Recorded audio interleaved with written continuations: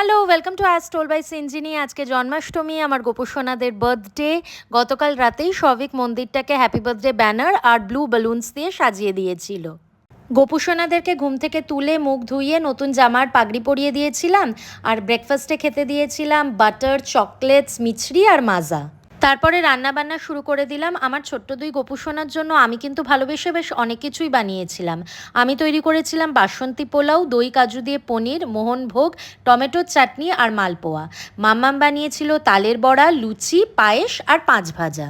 ভোগে 5 রকমের ফলও নিবেদন করেছিলাম। এছাড়া বাইরে থেকে আনা হয়েছিল হরেক রকমের মিষ্টি, চকলেটস, নামকিনস, নারকেলের নাড়ু, কোল্ড ড্রিঙ্কস আর একটা এগলেস ব্ল্যাক ফরেস্ট কেক।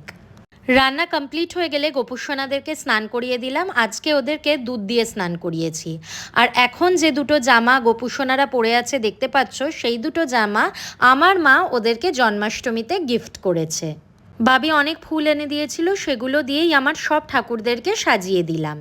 খাওয়া দাওয়ার সব জিনিস গোপুসোনাদের সামনে গুছিয়ে আমি, মাম্মাম আর সবিক আরতি করলাম। গোপুসোনারা যেন আমাদের সবাইকে ভালো রাখে, সুস্থ রাখে, আজকের দিনে এই প্রার্থনাটাই ওদের কাছে থাকলো।